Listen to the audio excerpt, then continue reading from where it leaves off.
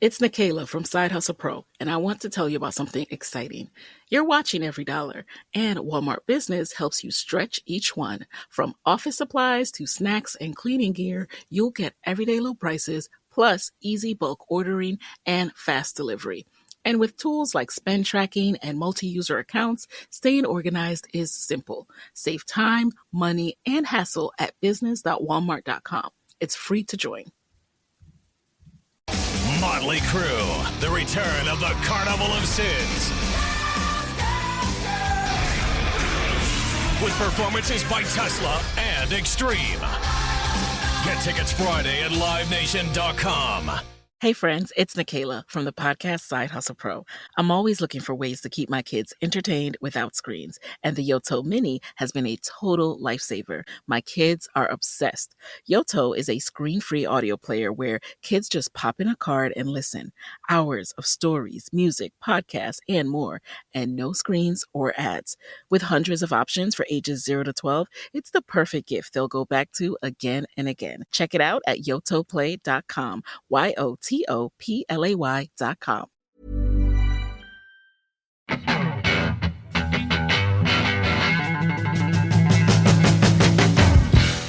Welcome to the Neurodivergent Experience podcast, a podcast where we share the lived experiences of neurodivergent people to help create a better understanding for our community. Join us every week as we bring you honest, raw, and inspiring conversations with specialists, advocates, and individuals who know exactly what it's like to live the neurodivergent experience. I'm Jordan James, a neurodivergent specialist, father of neurodivergent children, husband to a neurodivergent wife, and author of The Autistic Experience, and I'm joined by my best friend. I'm Simon Scott. I'm an autistic ADHD broadcaster, actor, and advocate. Join us as we journey into unraveling the neurodivergent experience. Hello and welcome back. Lovely to see you, Scotty. Hello.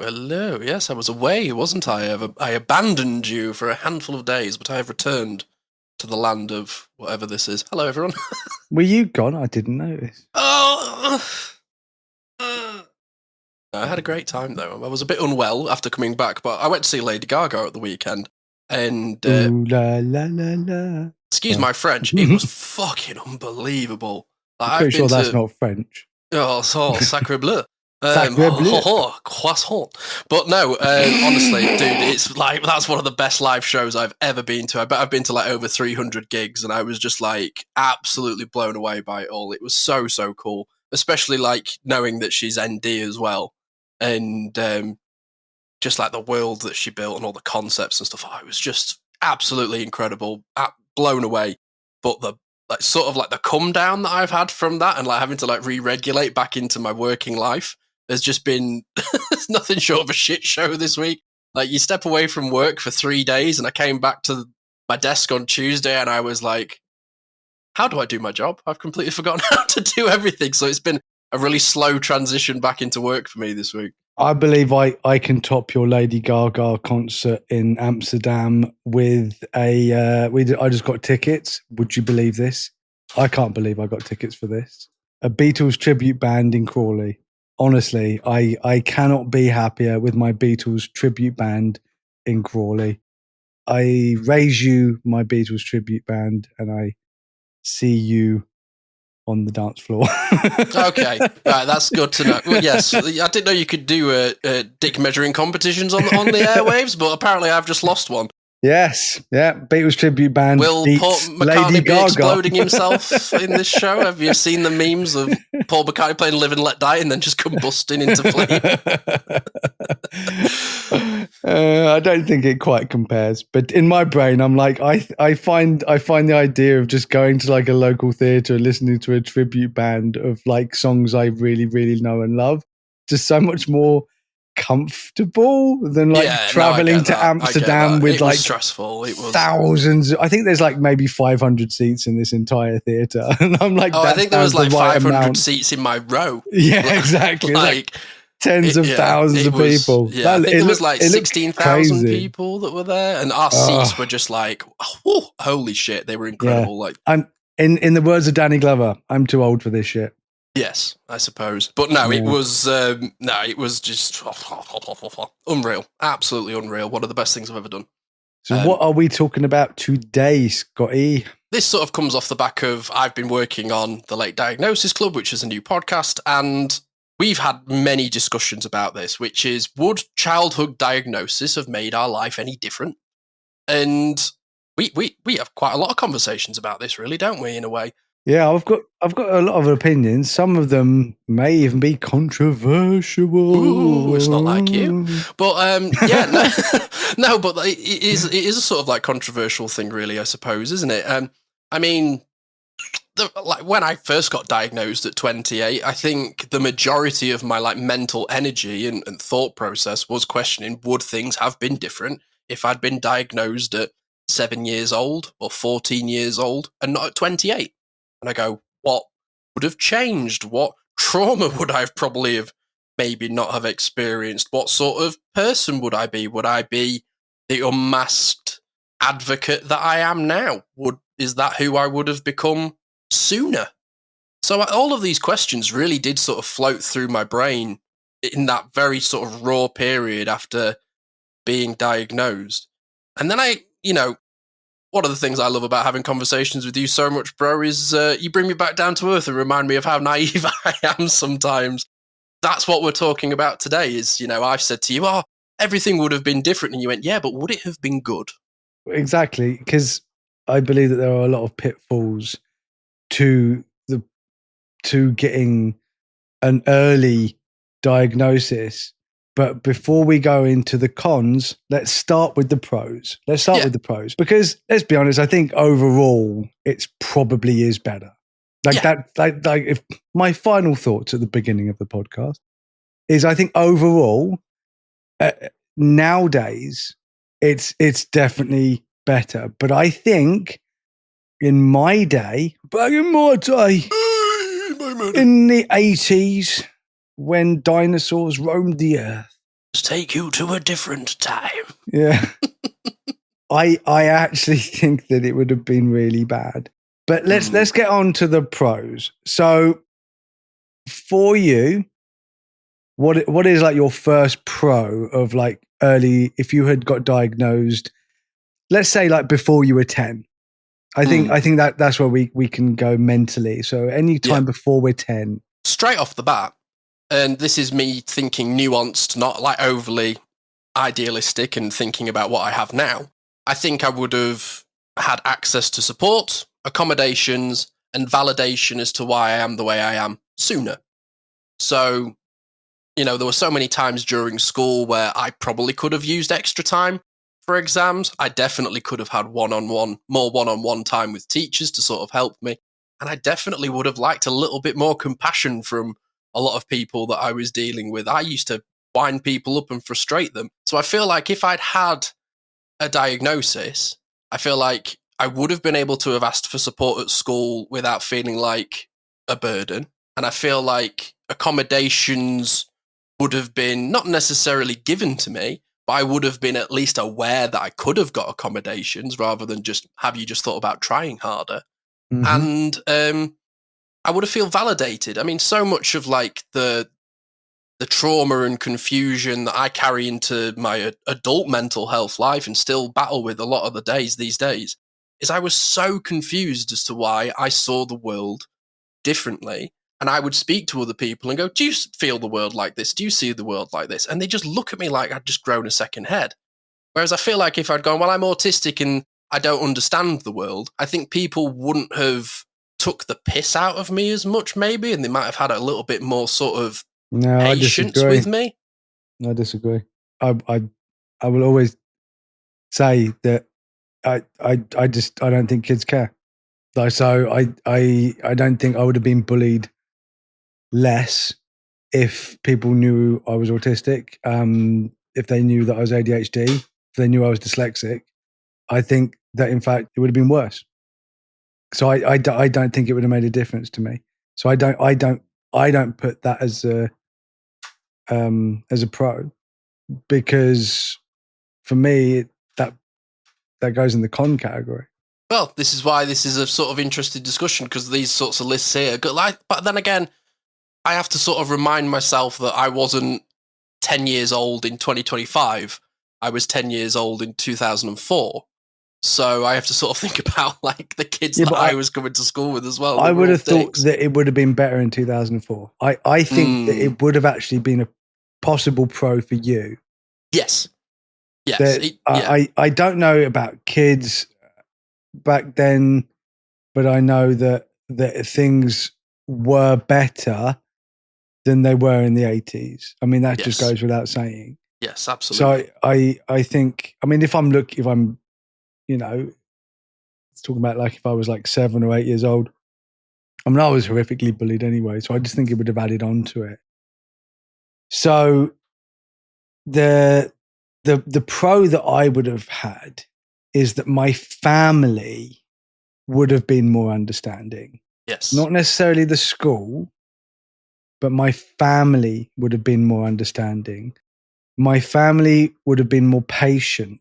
I wouldn't have fallen out with so many of my brothers and sisters. Like I have multiple. And I do wonder, and I'm not going to go into it because I know it's always a sad subject. I do wonder, had we known back then about my neurodivergence, would I have been even closer with my brother who passed away? You know, because he looked after me. He basically brought me up. But I also think that had I known about it, we understood my dad better. Because when I got diagnosed, my dad was still alive. And for the last 5 years of his life, I understood him better because I started understanding autism and I started understanding myself in relation to my version of autism. And then genetically, I'm very similar to him and his version of autism. Although I do believe that I'm far more the ADHD stereotype. Yes. But we would have understood each other a lot more. And I think me and him would have had a better relationship. So that would have been my massive pro, that if I was diagnosed autistic, because everyone thought I was hyperactive, but there wasn't enough information. And it was just a word because I ate sweeties. Suddenly I was hyper. So it was all to do with sugar, which is bullshit. Had we understood ADHD better back then and people knew I was autistic, I definitely think, because it's not like there was no information. And especially if I like look at it, obviously then I go over 10, but if I look at into the 90s, it definitely started getting better. Yeah. But so that's a big pro, I guess, for me. My family wouldn't have hated me.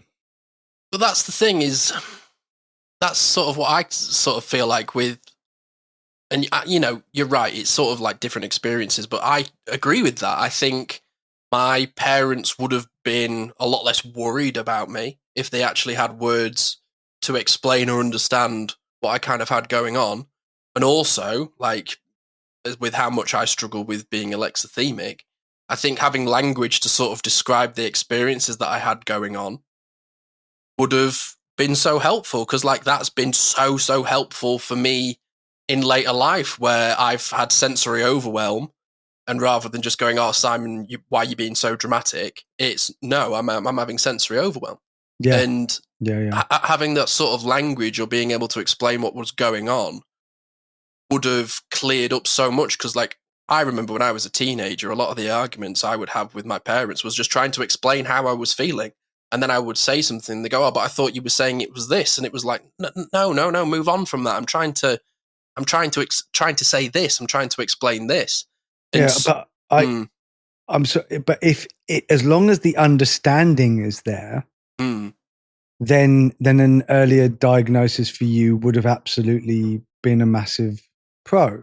But because of the lack of understanding, because when I got diagnosed, I never heard the words alexithymia, dyspraxia. These are all sorts of really modern sort of terms, aren't they, I guess? RSD. I discovered those things. Then I started teaching other people about those things. No one ever explained to me about like the different ways we learn. I was the one that told people about the forest versus the trees way of learning, the tree learning versus forest learning. It's like I had to pioneer my own way of explaining things for me because no one else was doing it. It's or very personal. Few people were doing it. Now, loads of people are doing it. The information, thanks to advocates, there's so much information thanks to social media. Social media's got a lot of pitfalls, but thanks to social media, there's a lot of groups, there's a lot of wonderful information out there. Learn from advocates, learn from us. It's so different. So I think now it's a really positive thing if you can find the right sources.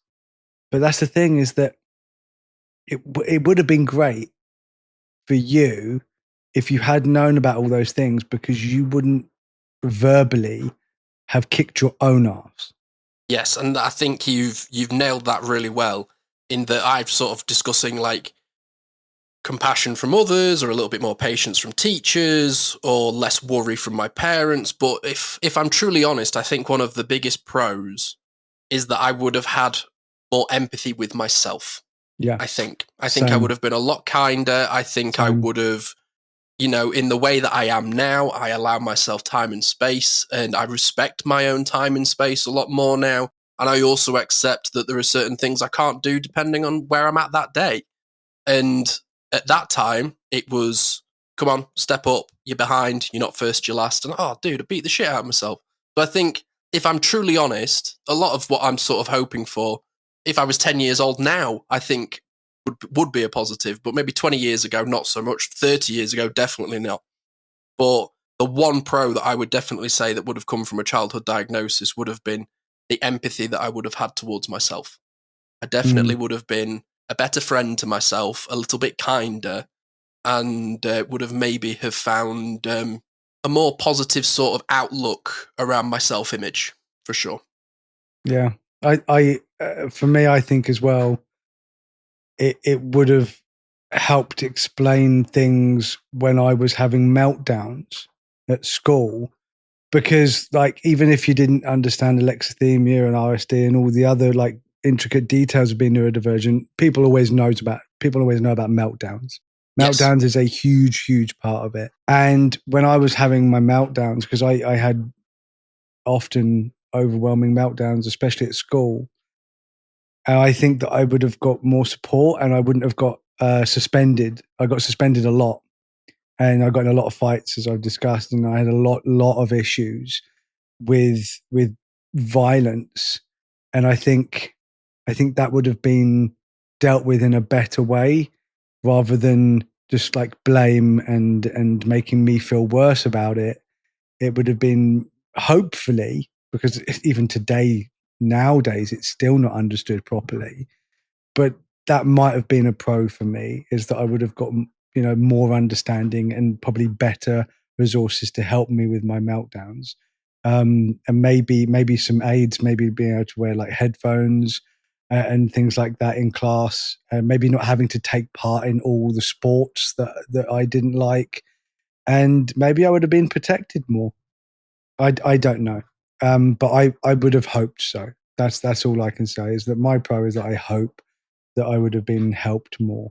Well, let's have a break, and then we can get on to the cons. Dun, dun, dun. Dun, dun, dun.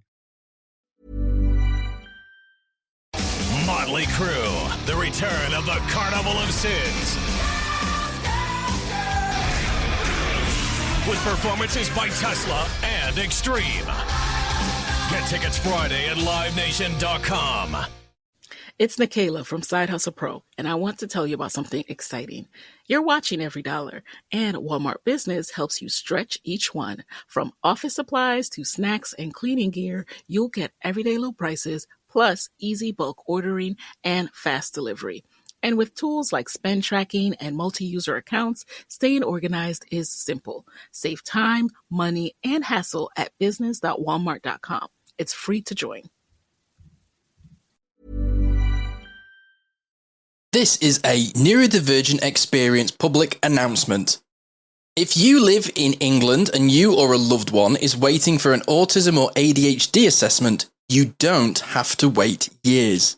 RTN Diagnostics is now part of the NHS Right to Choose scheme, which means if your local wait for a consultant-led autism or ADHD assessment is more than 18 weeks, you can choose RTN instead, and it won't cost you a penny.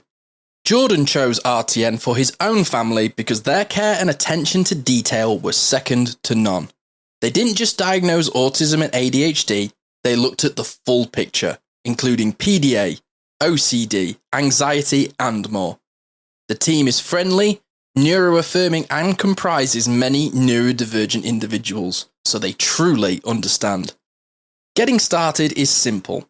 Download the GP referral letter and questionnaire from the link in our show notes, take those to your GP, and ask for a referral to RTN Diagnostics. If approved, RTN will be in touch within 8 weeks to begin your assessment. Remember, this only applies in England and some exclusions do apply. RTN is not currently able to accept referrals for child ADHD assessments, so check the details before you start. RTN Diagnostics, helping you get the answers you deserve without the wait.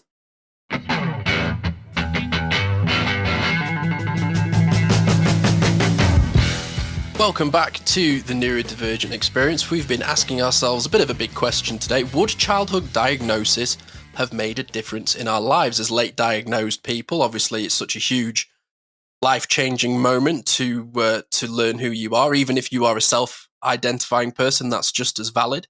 But obviously, the difference between finding out as an adult and finding out as a child is a huge gulf of time. We've talked about what we think would have been the pros and some of the positives. Now, this is sort of the reality check you have with me often as my big brother, is you snap me out of my naivety sometimes. You know, I like to always sometimes be a bit too overly positive. So let's explore how it might have not made anything better. In fact, it might have made things worse. Yeah. So here's my biggest con. And this is a personal thing. This isn't, I think this is for everyone. Let me be clear. Anyone listening, everyone's life and everyone's journey is different. Me personally, I think it would massively have held me back because of the way people treated me. And I think my life would have been very different because people would have infantilized me, because people would have it just been like, oh yeah, he's the autistic one. He's the R word. Because that's how people felt about autistic people back then. They would have automatically gone to Rain Man in their head. And that's how I would have been judged everywhere I went. So it's bad nowadays for a lot of people. That's why they live in the autism closet, which is why you have a lot more advocates out there being all positive about being ADHD. Not so many about less so about being autistic. That's why I think it's so helpful that we're doing it. And it's like, I'm proud to be autistic. I'm proud to be ADHD, neurodivergent in general. But back then, I would have been too scared to tell anyone.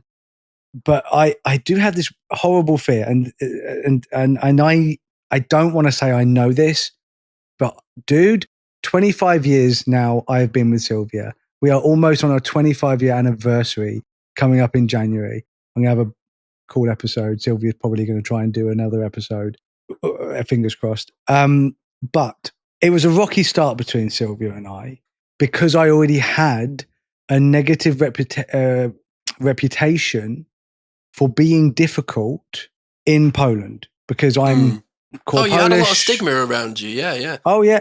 People in Poland, because we had au pairs and because we had family out there, and my granddad was Polish, and you know, we went to Poland a lot, and like Sylvia came over here to work for my mum, for my birth mother, for her beauty clinic, because Sylvia just got a beauty degree.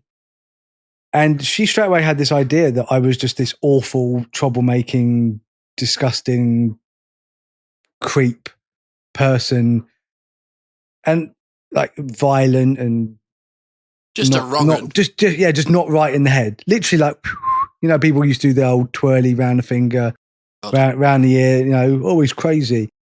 That's what the reputation I had. And I didn't even know this, by the way. I had no idea that was the reputation I had. Sylvia told me this later on when she turned around and confessed to me. She said, that's what I thought of you, because everyone was saying that in Poland.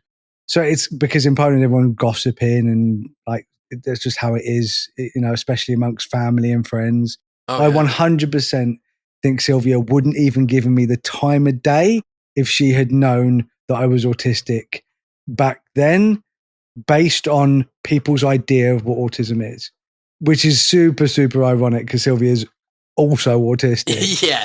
Yeah. Which she would never have known, ever have known, if it wasn't for her being with me. But she was the one that pointed out that she thought I was autistic in the first place. She was the one that helped me get a diagnosis. But that's only after she's done me for all these years, and she's loved me for all these years, and she knows who I am, and she loves who I am. But I don't think she would have given me the time of day. I don't think a lot of people would have given me any chances, any time of day. I mean, you tell me right now in 2025, if you went for a major job interview, and I'm talking to everybody here, or you went to get a promotion in your job, would you start off with, "Yeah, I'm autistic"? Would you even be okay with bringing that up in an interview and treating it as a positive now in 2025? Because I don't think a lot of people would. It's a risk. It's a genuine. It's a risk. But it is. But it is. So that for me is my major con. So for me, when I think about it, and I have thought about this, I think the major con for me would have been the loss of autonomy in shaping my own identity. Because the worry that my parents had around me and the things that I was struggling with, and the child that they saw at home, and then the child that the teachers saw at school, I do wonder, because this happened when I got diagnosed, the first year that I was diagnosed, I told myself not what I could do, what I couldn't do. And I genuinely think, and I don't think my parents would have done this, I think this just would have been society in general, because I have to think about, this would have been 10, 15, 20 years ago. Would I have been pushed to go to university if I was diagnosed as an autistic kid? Would I have been pushed to pursue a career in acting or a career in radio if I had been an autistic kid? Or a career. Would you be like, well, he's disabled, they must live on benefits now on disability? But that's the thing is, you know, a little autistic kid from Doncaster, are people going to, you know, when I turned to my mum and went, "Mum, I want to move to London to be an actor," if I had an autism diagnosis, would my parents have felt comfortable letting me go, even more so than how uncomfortable they were already letting me go? I don't know your parents, but I'm just going to get on the limb and go, no, because as a parent, you do want to protect your kids. And that's the thing is, like, would I have, you know, yeah, maybe I would have indulged in special interests more, but then I think about the sort of person that I am. I have so many. I don't just have like one or two, I have like 200. You know, I'm a bit of a culture vulture when it comes to special interests. And I wonder whether, and I don't know if this is true for other people, but I think about the kid that I was, the time that this would have happened if I was diagnosed at 10 years old. Would I have been trapped as the person I was when I was diagnosed? Would I have not really have tried certain things? Because I really, really pushed myself to go to drama school, and I pushed myself to do student radio, and I really pushed myself in my career. And if I'd had an autism diagnosis, one, I don't think half of the opportunities I got would have come to me, because I wouldn't have been there to get them, simply because I think by nature or by nurture, I'm not sure, I think I would have had a much more sheltered home life. I think I would have just been at home. I don't think my parents would even say to me, "Do you want to move out and get a girlfriend?" And that's not a slight on my parents at all. This is me thinking the world that it would have been at the time. No, I get it. You know, I think that for parents and for neurodivergent people as they grow older, there is a very, very fine balance between looking after yourself, knowing your limitations, and what can actually harm you by overdoing it because we are so sensitive, but also limiting yourself too much. So you never push yourself beyond those boundaries that might make you uncomfortable, that might even cause a meltdown, but in the long run can be hugely advantageous to you and your growth as a human. I would have played it safe, dude. I think Yeah, I would have. see, I don't think I know how to play it safe. Well, I don't think that goes into my head how to play it safe. I'm the most unsafe person I know. But at the same time, would I have wanted my kids to play it safe? As a parent, if I'd known that they were neurodivergent from a very young age, would I have been more careful? I mean, I was very careful with them anyway, because like I was abused and I have that thing in my head as like, I need to be a really good parent. So I didn't mollycoddle them. That was a whole thing with me. I do not mollycoddle, but I also did do a bit of kid gloves. And I'm wondering, would that mentally have affected me knowing that they were even more delicate than I thought they were? Well, that's what the interesting thing for me is. I knowing how much my parents worried about me. And even though I'm 31, my mum still says, you're still my baby. I still worry about you, even though... Oh, you're my baby as well. Thank you, baby. But thanks, baby. But genuinely, I sort of think about it and I go, my mum already had mum gloves with me. Like, you're an only child. Exactly, but that's what I mean. If you were an only child and you were an only autistic child. Oh my god! Yeah, but that's little bundle of joy. Yeah, exactly, and that's the thing is like, yeah, maybe I would have been more unmasked, but then I also think about how much internalized ableism I would have had, because I had that when I got diagnosed, and like if I'm like 10 years old and I get diagnosed.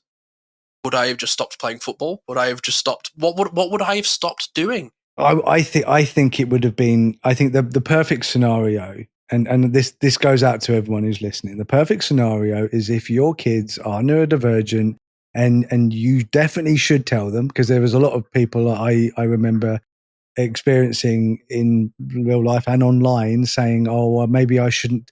They're autistic, but they don't know. And I'm like, no, you need to tell them. That's always confused me. That's like a strange thing for me. But like I said, everyone's got their own journey. But for me, I'm like, odd. You definitely should tell them, because I've always told my kids right from the start everything.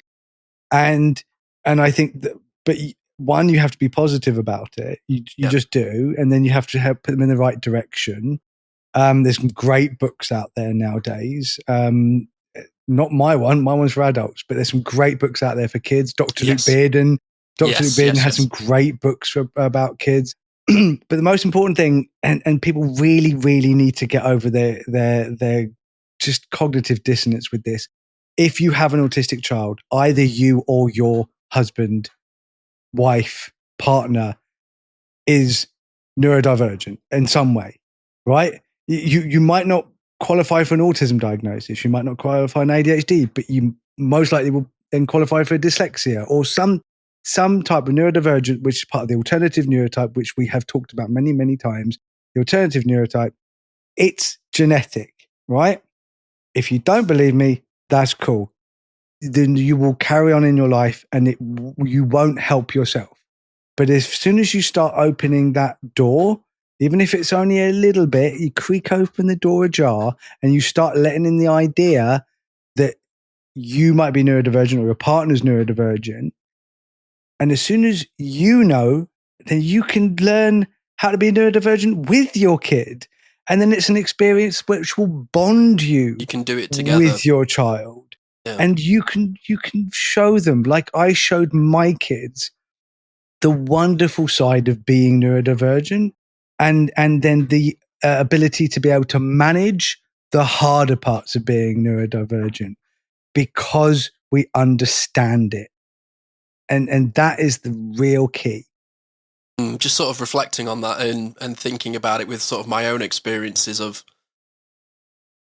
maybe we should have discussed this in the pros. We would have, like you said, it would have been good for my parents to have learned this about themselves as well. Definitely. But then, I have to remind myself and not be naive, give space for me being honest in that not everything would have magically have just been better. It's not just waving a magic wand and going, you're diagnosed, da-da-da-da-da-da, and like No, everything just being like, life is not an episode of a sitcom, unfortunately. We it's don't not. all learn the lesson after half an hour. No, it's not. But this is, I find this it's a great discussion to have, and this is why I think, having these sorts of discussions on this show is so important, because we are covering the neurodivergent experience. Many of us live with this thinking of going, how might life have, what would the magic wand sound like Roy Hodgson? The magic wand have been waved, and suddenly everything that I was struggling with in life was, it would have been fixed. Because as adults, when we get diagnosed or we start to self-identify, not everything is better straight away. Sometimes it gets worse. And having this conversation, I think, is good for anybody that's out there that's newly diagnosed, that is having these sorts of thoughts, candidly and honestly thinking about it. But let's take a little break, and I'm really interested to hear, Jordan, what some of our listeners have got to say about this question. Yeah, I did a post on my 108,000. I went up 1,000. It takes all. To be fair, that's actually a bit of an achievement on Facebook nowadays, considering my reach has been destroyed. So if you are listening, please go on my Facebook page, like and share and comment, because it needs help right now. But yeah, there's been a lot of people here. I put what are the pros and cons of being late diagnosed, so we can get into that after the break. Hi friends, Nikayla from Side Hustle Pro here. Whether you're running a nonprofit, a school, or a small business, Walmart Business is here to support your mission. They make it easy to order what you need, from tech and cleaning supplies to everyday essentials, all at low prices and with helpful tools like spend tracking and tax-exempt purchasing for eligible organizations. Because when your operations are smooth, your impact can be bigger. Visit business.walmart.com to get started. For 25 years, Brightview Senior Living Associates have been committed to creating a vibrant culture and delivering exceptional services, making Brightview a great place to work and live. If you're looking for a rewarding opportunity to serve your local community and grow, we want you to join our team. Brightview Senior Living is growing and actively seeking vibrant associates to join our community teams, including directors, healthcare, activities, hospitality, and dining. Apply today at careers.brightviewseniorliving.com. Equal employment opportunities. Text BV Jobs to 97211 to apply. Have you ever felt stuck in patterns that don't serve you? Struggled with stress or wanted to connect more deeply with yourself? Then I have to introduce you to a friend of the podcast, Ashley Bentley of Integrated Coaching, Breathwork and Hypnotherapy. Ashley is a highly experienced clinical hypnotherapist and coach specializing in working with neurodivergent minds. Through a unique blend of integrative coaching, breathwork and hypnotherapy, Ashley helps people rewire subconscious patterns, regulate their nervous systems, and step into more empowered versions of themselves. Whether you're dealing with addiction, anxiety, burnout, or struggles with self-acceptance, Ashley offers practical and science-backed tools tailored just for you. Her unique methods combine neuroscience, storytelling, and subconscious transformation to create real, lasting change. Jordan and I can personally attest to the profound and transformative effects of her sessions, which have been life-changing. She does all of these sessions online, meaning she can work with you no matter where you are in the world. If you're ready to break free from old patterns and start living with more clarity, confidence, and connection, go to bit.ly/AshleyNDE to book a free consultation or learn more.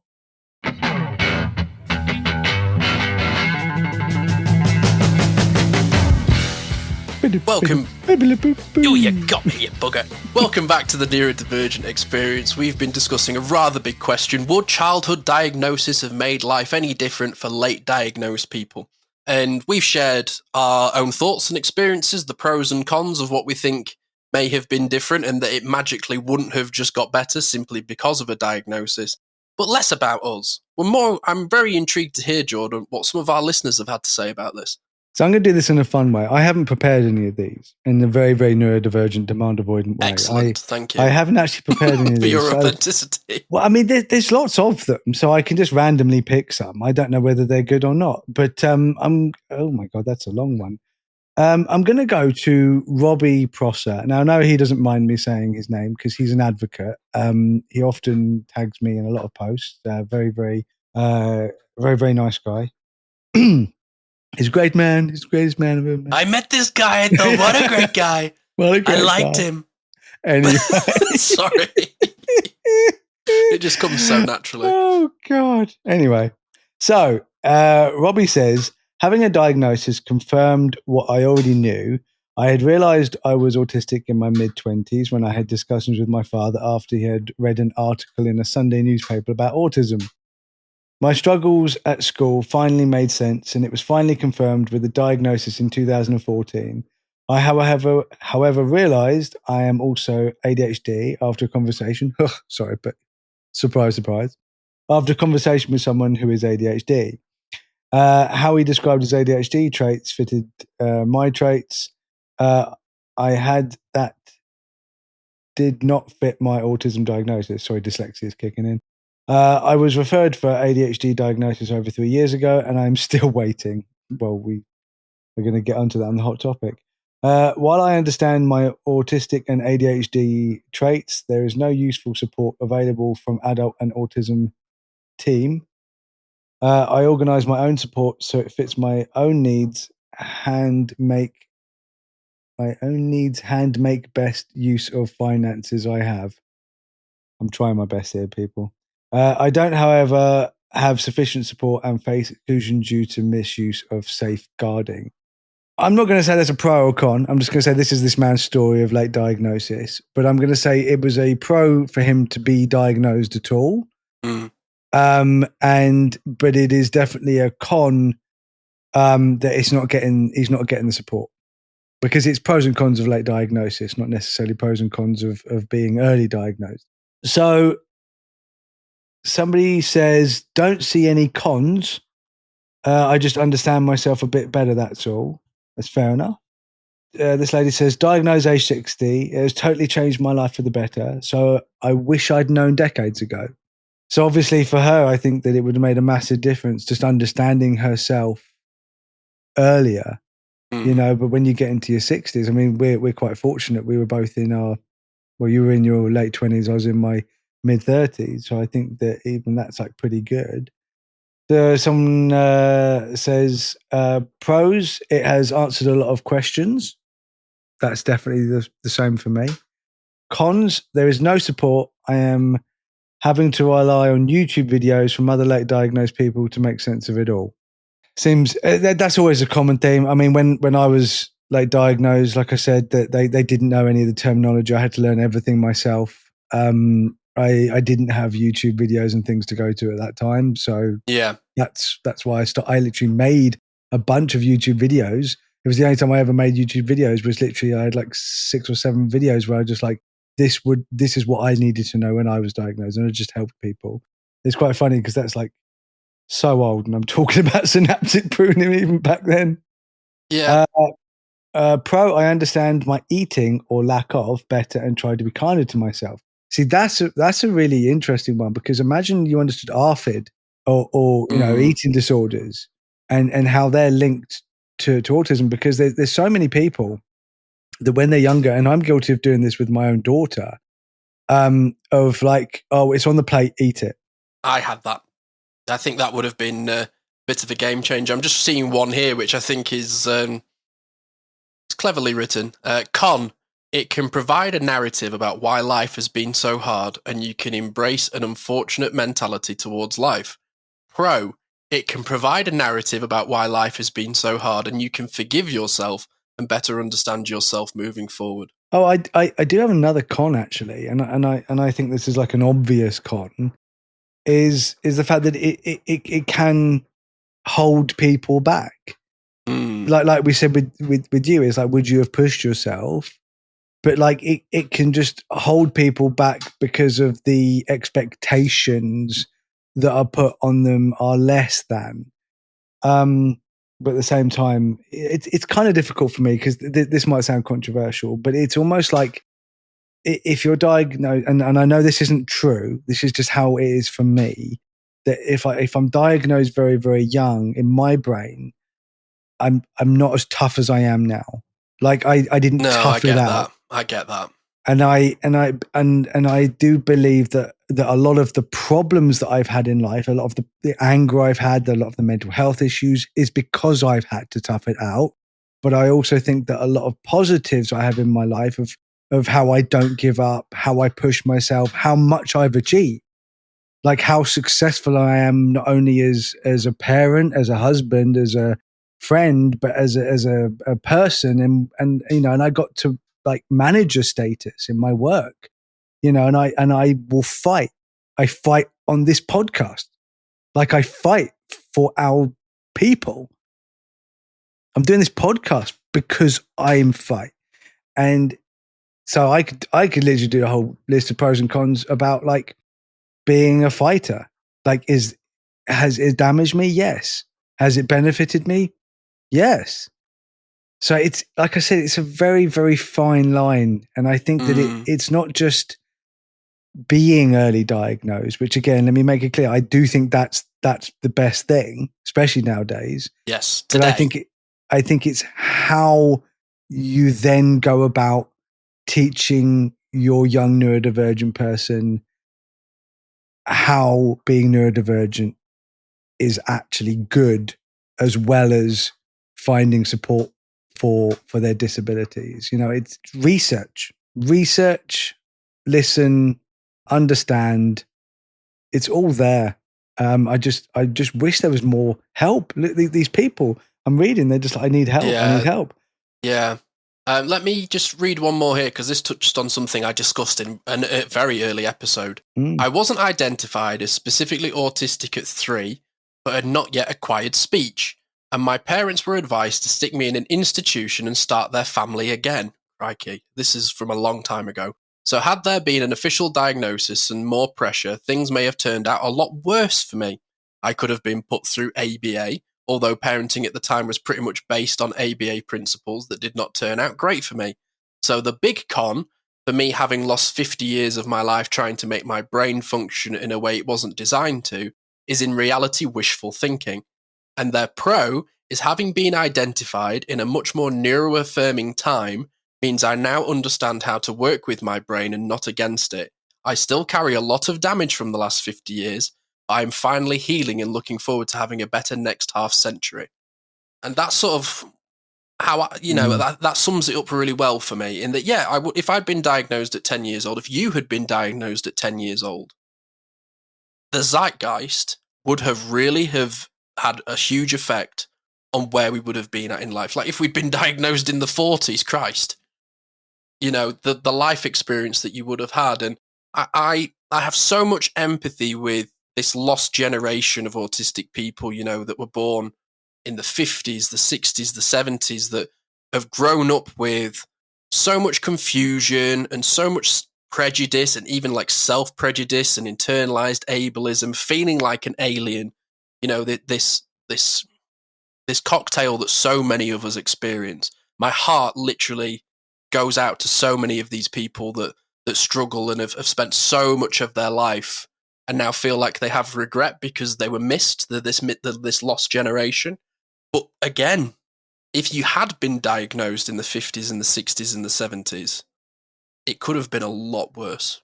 Institutionalized worse. It could have been a lot worse.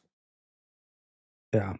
It's like I said, I think more than anything, there is no answer to this, because it all comes down to how you are neurodivergent, in what decade you were born, and who you are as a person, and also what biological sex you were born as, and also where in the world you were born. Oh, yeah.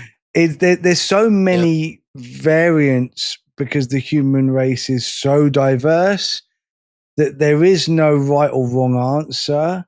There is just experience and the possibility. So everyone's going to have their own thing. But someone put this, which pretty much goes how I have it in my head, is that the pro is the pro to getting late diagnosed over early diagnosis is no one coddles you when you're little and you end up a tough as nails survivor. Now, like I said, I don't know if that's good or bad, but I know that it has worked out for me. But I've realized there's not a lot of people like me. That's what I realize. And even being me, I have had a lot of therapy. So it's definitely hasn't been an easy ride. No, it's not been an easy ride for me. And you know what? Along the way, I've had some really shit moments, that I would have preferred not to have experienced.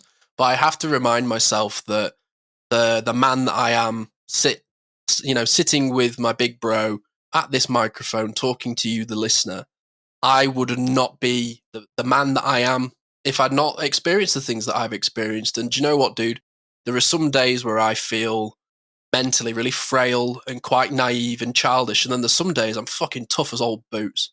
And I'm people's support network, and they know that they can come to me for empathy because I will give it to them. And I've got a lot of compassion. And I think one of the reasons as to why I've got so much compassion is because I didn't always get it when I needed it. And I can see when others do.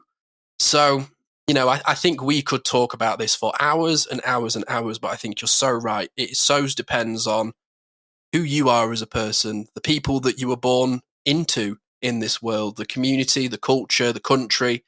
There is so many different variables that affect so many different outcomes. It feels like the butterfly effect, doesn't it? You change one thing and how could your world have been any different? And the not knowing is almost the frustrating part. Yeah. I would say to everyone out there, the most important thing that I've learned in therapy is the past, and there's nothing you can do to change that. Only tomorrow matters. So that's the only thing you should focus on. So it doesn't matter whether you were diagnosed as a kid or whether you were diagnosed yesterday. As long as you know now, that's the most important thing, because that's when the journey begins. And that's what we're here for, to help you with that journey. So keep listening, keep loving, and we'll see you tomorrow with a hot topic. We will be back for a hot to spicy hot topic. Thank you so much for tuning in, everybody. We love you. Stay safe out there. Be kind to yourself if you can. We'll see you tomorrow. Nightly bye.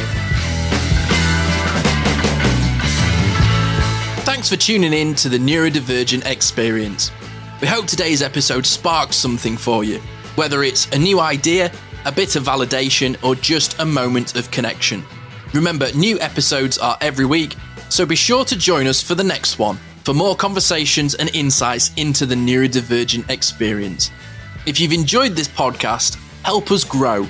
You can do that by rating and reviewing this show. Your support makes a huge difference in helping us reach more people who could benefit from these conversations. You can connect with us on social media. Find us on Instagram, Facebook, TikTok. Just search for the Neurodivergent Experience. Thank you again for listening, and until next time, take care of yourself. You're not alone in this journey.